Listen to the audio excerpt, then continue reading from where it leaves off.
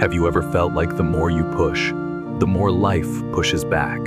Like the tighter you hold on, the faster things slip through your hands. You're not alone in today's world.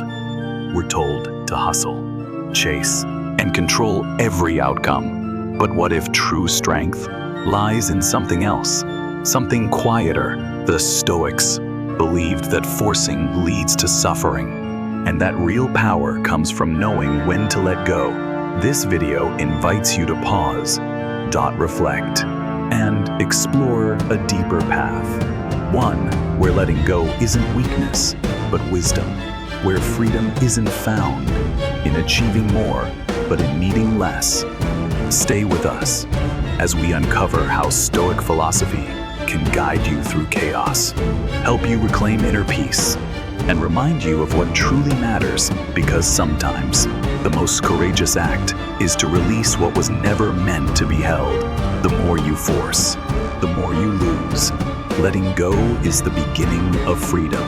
Have you ever tried to force something to happen, only to see it drift further away the harder you tried? A relationship you wanted to hold on to, a job you chased to the point of exhaustion, a dream you poured your heart into. What once seemed within your reach suddenly slipped away faster than when you hadn't even begun to try.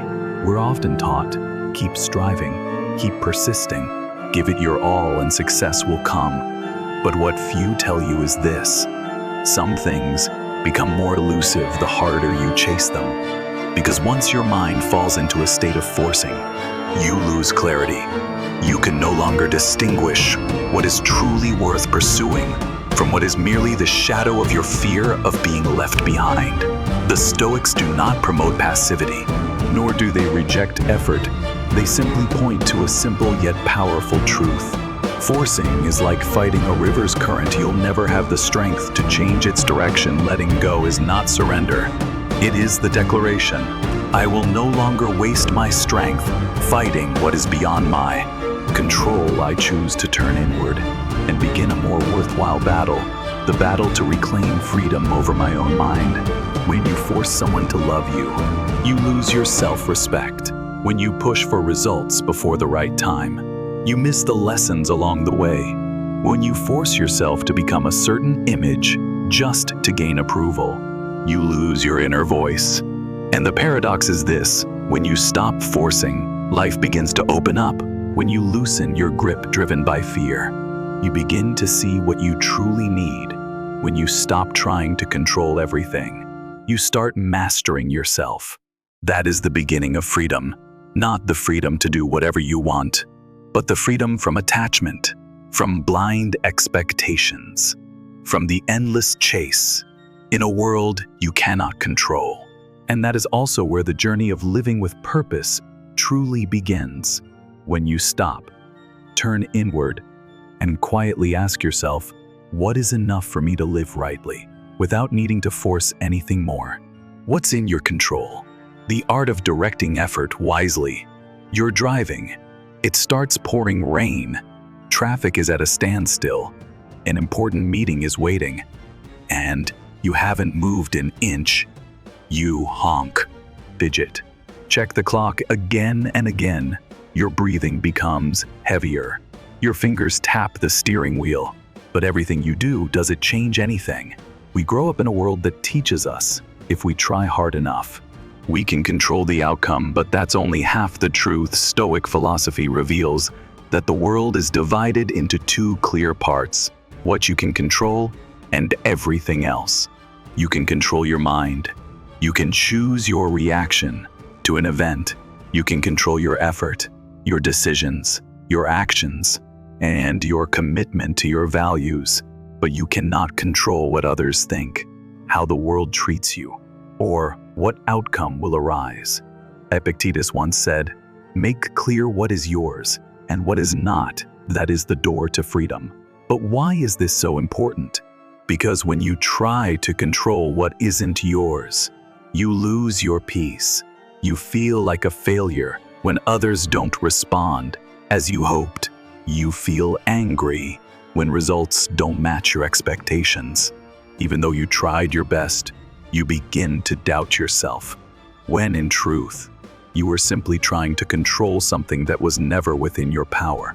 Imagine standing in the middle of a storm. You can't stop the wind, but you can choose how to shield yourself, where to take shelter, and the mindset you hold while the storm rages. And in that choice, you reclaim your true strength. The Stoics live by a principle that is both minimalist and profound. Instead of trying to change the external world, they adjust their inner world. They don't let their emotions be swept away by things beyond their influence. They use reason to ask the fundamental question, is this within my control? If the answer is no, they let go, not out of resignation, but out of intelligent discernment. You can focus on preparing the best you can. For the meeting, you can refine your presentation, sharpen your problem-solving skills, and build your credibility day by day. But you cannot decide whether others will understand you instantly or whether the world will acknowledge your worth immediately. And you don't need that to live in alignment with your values. Directing effort wisely is not just the key to inner peace, it is the foundation of decisive and clear living. When you no longer waste your mind on what cannot be held, you can fully invest in what matters most, yourself. And that is the first step toward living with purpose, not chasing everything, but choosing the right things to invest your energy in. Because you know clearly what is truly within your control. In a world of constant change, the one who knows how to stay grounded never gets swept away. Forcing leads to suffering. When you try to hold on to what isn't yours, there's a quiet paradox that creeps into the way we live. We often believe that the harder we try and chase something, the closer we'll get to what we want. But have you ever noticed during the times you try the hardest to hold on to someone or something, those are the moments you feel most exhausted and powerless? Imagine someone trying to save a relationship that's already falling apart. They keep texting, explaining, doing everything they can to make the other person stay. But the more they try, the more the other pulls away, not because they didn't try hard enough, but because forcing creates resistance. The more you cling, the more others want to break free. This isn't just true in love. It applies to careers, social relationships, even the pursuit of success. The more you fear losing a position, the more likely you are to lose yourself trying to keep it. The more afraid you are of rejection, the more you live in anxiety, doing everything just to be accepted. But when you are no longer yourself, even if you manage to keep what you chased, you've traded away the most precious thing, your dignity and your values. Seneca once said, "Fate leads the willing and drags the unwilling." This isn't just about resignation. It's wisdom in how we respond to reality. The willing are those who understand some things are beyond control, and forcing them only pulls us further from our true path. Forcing always stems from a deep-rooted fear of being left behind, of not being good enough, of failure, of losing control. But ironically, the more you force to control, the more you're manipulated by emotions and circumstances. You stop living by your values and start living under the grip of fear. The Stoics don't deny emotions. They simply don't let emotions overtake reason. They learn to distinguish between what is worth pursuing and what must be let go. They don't force someone who no longer wants to stay. They don't cling to an outcome that no longer fits. They don't hold on to a false image just to maintain others' approval. And in that brave act of letting go, they find freedom, a kind of freedom that doesn't come from having everything, but from daring to let go of what was never truly theirs. You can love someone, but you can't force them to love you. You can work hard in your job, but you can't force every door to open at your command. You can live with kindness, but you can't force others to understand you. And you don't need to for you to keep living rightly. When you stop forcing, you are not weak. You are simply stepping out of the cycle of suffering you've unknowingly created. You're telling life, I'm ready to move forward, even if this doesn't come with me. And in that moment, you are no longer begging fate. You are actively rewriting your journey. Forcing is a natural reflex, but letting go at the right moment is the art of someone who knows where they're going. And sometimes, the way you let go of what isn't yours is the strongest proof of clarity in thought and resilience in the soul. Attachment is a shackle. When you live in fear of losing, there's a kind of fear that's hard to name. It's not loud like anger, nor intense like sadness. It quietly weaves itself into every decision, every reaction, every thought of your day. It's the fear of loss, of losing someone you love, your reputation, an opportunity, a position. And when you allow this fear to control you, you stop living as a free person. You become imprisoned by the very things you believe you possess. The Stoics called this attachment not love, but the obsession with holding on to love, not the goal itself, but the panic of not reaching it, not success, but the pain of watching that image of success slip away. Imagine holding a handful of sand in your palm. Hold it gently, and the sand stays clench your fist, and it slips through your fingers the tighter you hold. The more you lose, attachment works the same way. The more you cling to something out of fear of losing it, the more you push it away. And even if you manage to hold on to it, you are no longer yourself in that relationship. A person afraid of losing their partner tries to control their every move. Someone afraid of losing their reputation sacrifices authenticity to maintain an image. Someone afraid of losing an opportunity may trade their values just to hold on to what they believe is important. But what is the cost of attachment? Constant stress, a loss of self-respect, living in a state of anxious surveillance as if everything you cherish could vanish at any moment. Stoic philosophy doesn't teach you to become indifferent. On the contrary, it teaches you to love without owning, to live fully without depending, to cherish without clinging. A Stoic can build, can bond, but they never let their mind become dependent on something outside their control. Why is this important? Because only when you release attachment can you act from clarity rather than fear. Only then can you choose what's right, even if it means letting go of what you once believed was everything. And that's when you begin to live authentically, no longer chasing, no longer performing, no longer trying to control everything just to preserve a false sense of stability. Someone once said, "The thing you cannot let go of is the thing that controls you." The question is, what are you holding on to, and what is holding you back? Those who live with purpose and values do not let fleeting attachments steer them off course. They know when to hold on and when to let go. They don't release things out of fear, but out of wisdom, knowing what is truly worth keeping and what no longer serves their path of living rightly. You can love someone deeply, but that love should not cost you your sense of self. You can be passionate about your work, but it should not turn you into someone chasing only expectations. You can long for success, but the fear of failure should not make you a prisoner of your social image.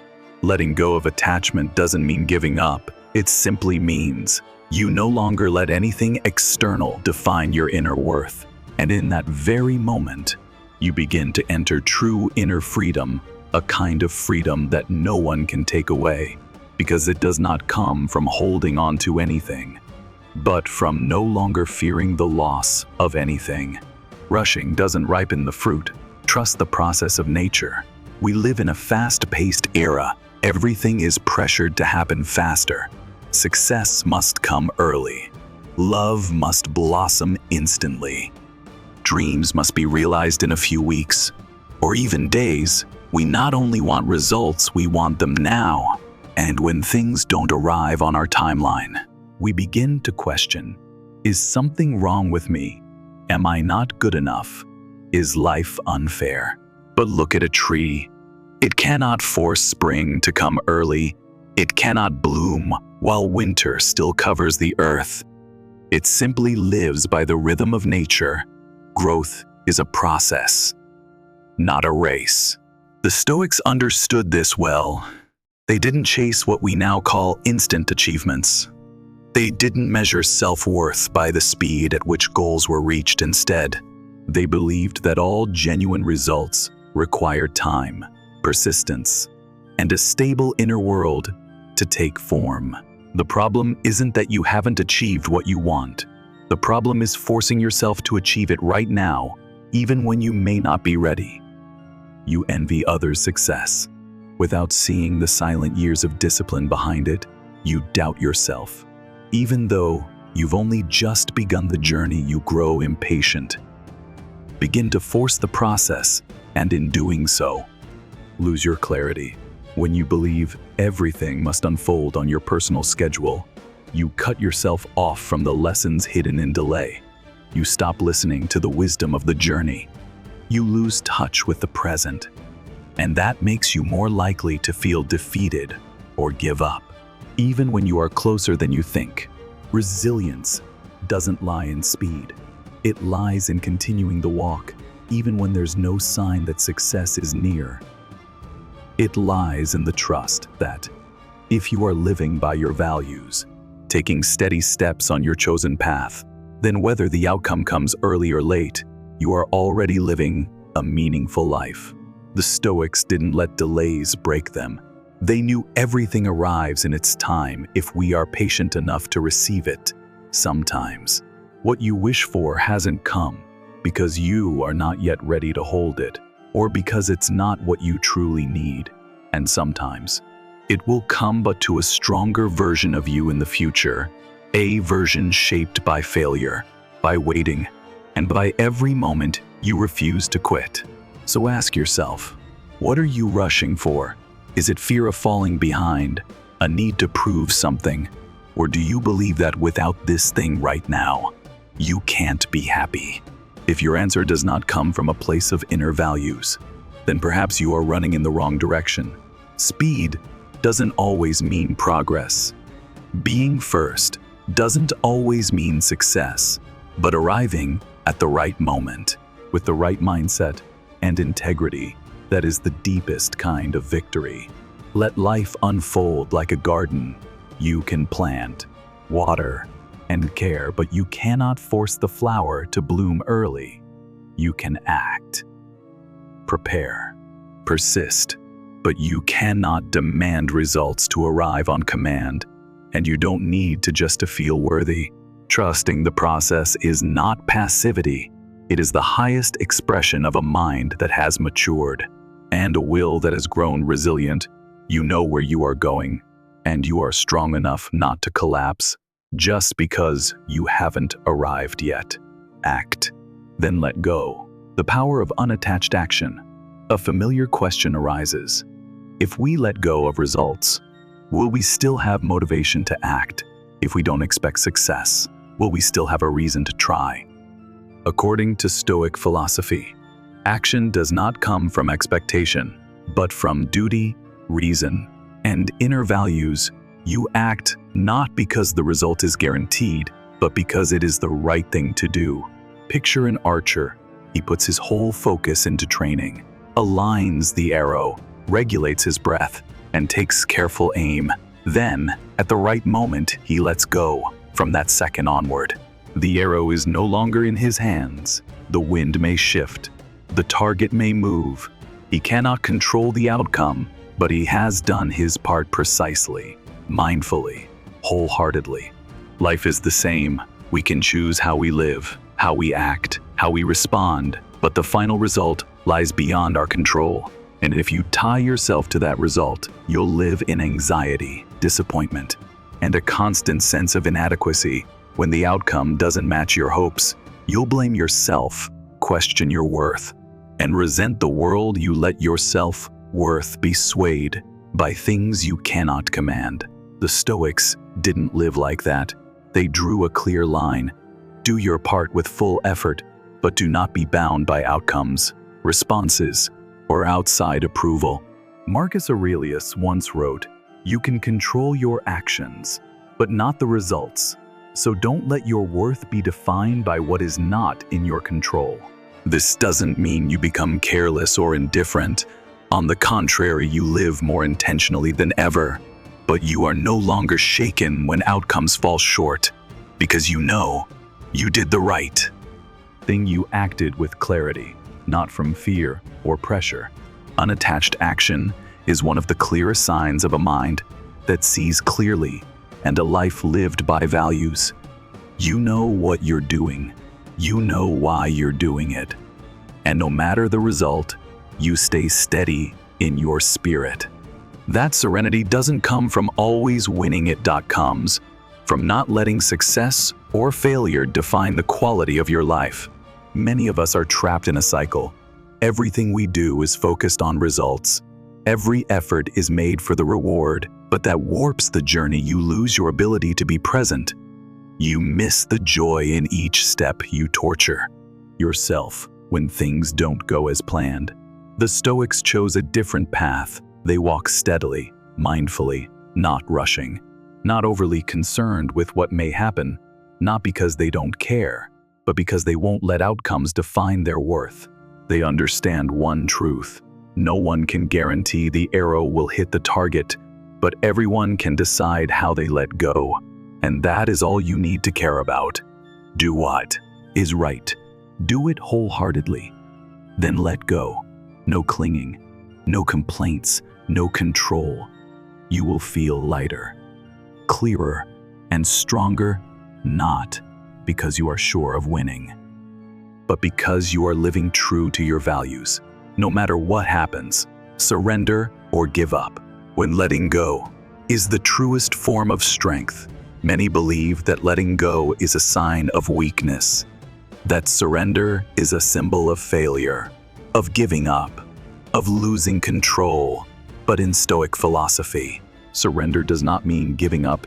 It is an intentional choice, a form of strength, the strength of someone who knows exactly which battles are worth fighting and which ones are better left behind in silence. Imagine yourself standing in a flood, trying to resist the current, straining to stay in place. The more you resist, the more exhausted you become, the more you fight, the more you panic, and the more likely you are to be swept away. The real solution isn't in hopeless struggle, but in learning how to float, relax, and move with the current consciously. That is the essence of Stoic surrender.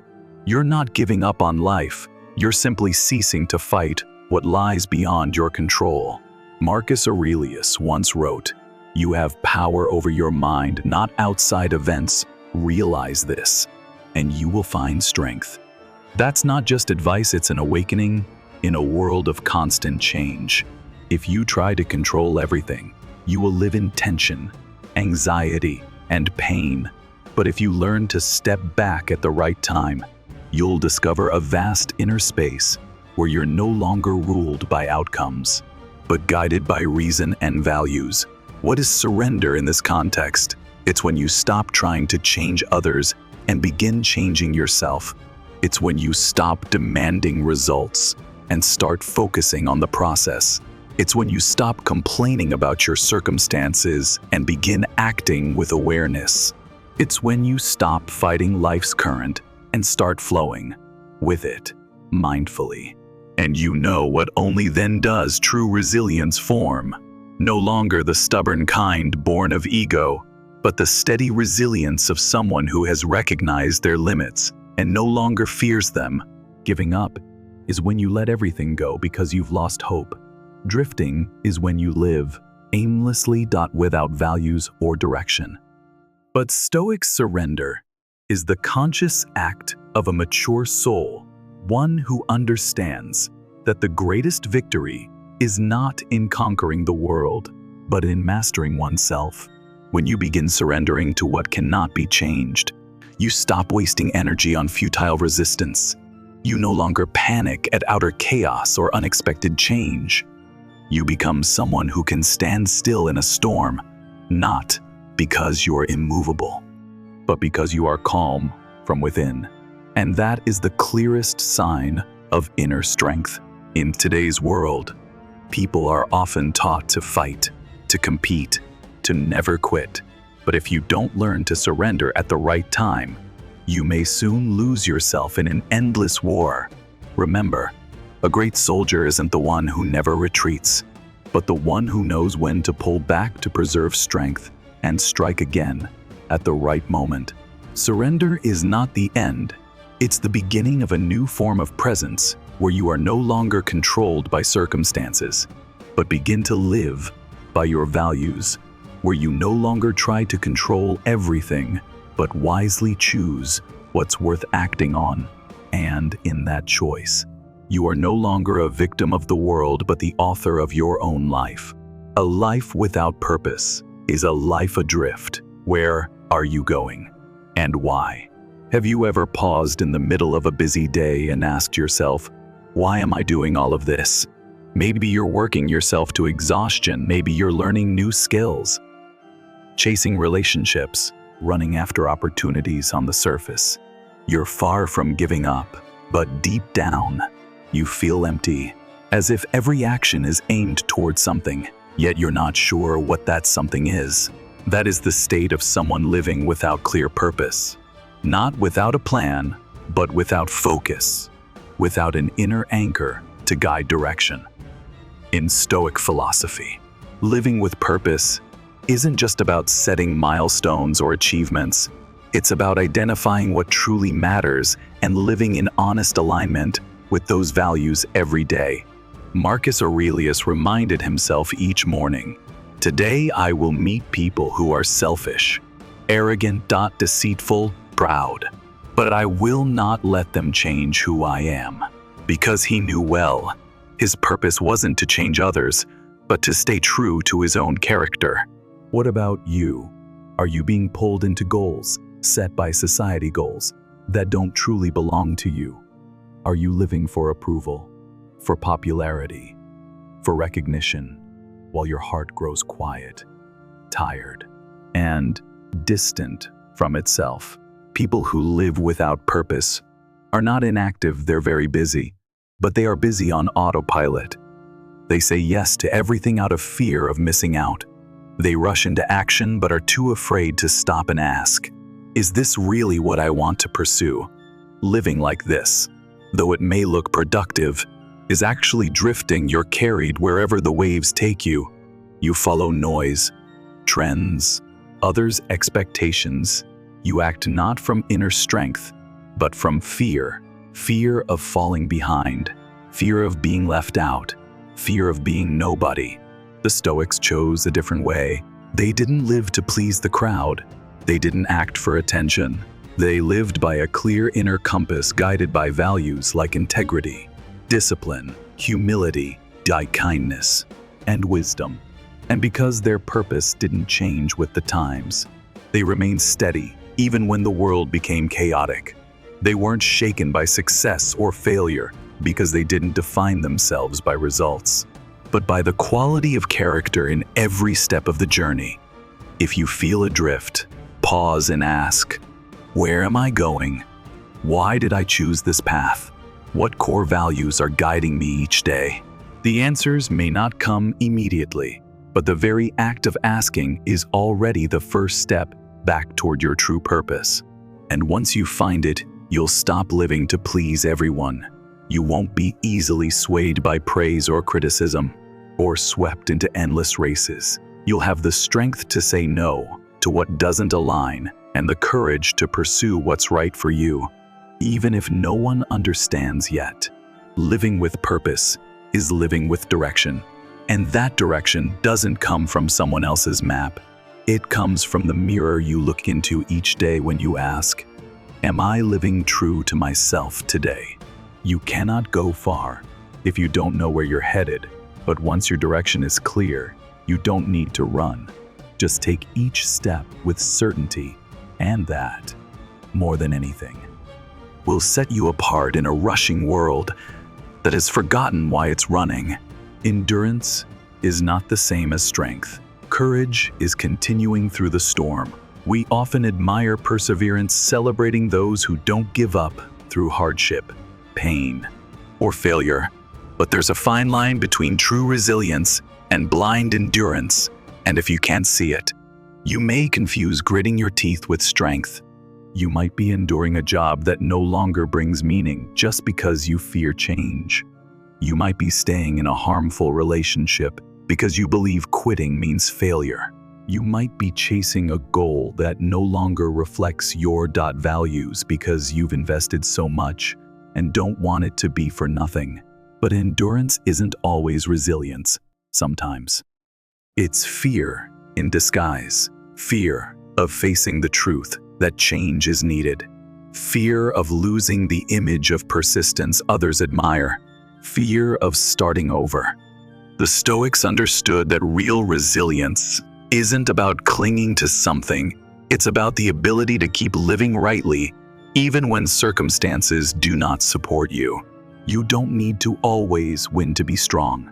You just need to remain faithful to your values even in the worst moments. You just need to keep walking, even when full of doubt, and no one sees your effort. Because resilience is not in the applause, it's in the quiet strength of doing what's right when no one's watching. Seneca once wrote, "We cannot avoid adversity, but we can choose our attitude toward it." You don't choose the storm, but you choose your stance. You may fall, but you don't have to lose faith. You may be tired, but you don't have to give up. You may pause to breathe, but you don't have to turn back. There will be times when it feels like everything is against you. You try, but results don't come. You live kindly, yet are misunderstood. You stay honest, but still get hurt. In those moments, it's tempting to surrender or whisper to yourself, "Maybe I'm just not good enough." But the Stoic does not ask, "Have the first succeeded yet?" They only ask, "Have I lived rightly today?" And if the answer is yes, they continue even tired, even alone, even unsure of what tomorrow brings. Endurance without direction drains you. Suffering without purpose turns you into a victim. But resilience gains meaning when paired with awareness and a right reason to keep going. You don't need to strain yourself to prove anything. You just need to hold on to what truly matters to you. And if it still holds its worth, then nothing, not even the storm, can make you quit. Courage isn't the absence of fear. Courage is knowing the struggle ahead and still choosing to walk because you know what you're living for. And in those quiet steps forward, you become untouchable, not because you never fail, but because you no longer live to avoid hardship. You face it, you walk through it, and you emerge not with a trophy, but with an inner strength no one can ever take away. Decisiveness means choosing and walking away without justification. There is a kind of silence that doesn't come from weakness, but from inner strength. A person may speak little, need no explanations, need no reaction to every provocation, but their every action, every choice, is clear and firm.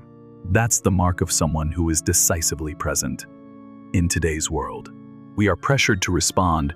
You're expected to reply immediately, to react instantly, to prove you know you're right. You're strong, but the Stoic doesn't live to meet others' expectations. They live to act rightly aligned with their values, their purpose, and their clarity. Decisiveness isn't stubbornness. It is the product of clear thinking. When you know what matters, you are no longer torn by noise. You don't waste energy arguing over things that don't matter. You don't feel the need to justify your decisions because they arise from deep understanding, not emotional impulse. The Stoic trains themselves to discern what deserves a response and what deserves quiet exit. They choose what is right and stand by it, even when it isn't welcomed, or even when it's misunderstood. True decisiveness comes from a clear inner world. You don't need to shout to prove yourself. You don't need to win every debate. You just need to know, what am I staying true to? And what am I walking away from? To choose is strength. To walk away without regret, that is freedom. When you live this way, you don't need to control others. You don't need agreement to feel complete. You act, then release. You choose, then stand still through any storm, because you no longer seek certainty from the outside. You already have it inside you in each clear decision, each right action, and every time you say no without apology. And that is the most powerful ending of all. A life led not by noise, but by mindful thinking and unshakable inner strength. Don't force things to happen. Live mindfully, act from your values. Let go of what you cannot control. Hold fast to what is right. When you stop fighting the world, you begin mastering yourself. And in that serenity, you'll discover the most enduring strength of all inner freedom.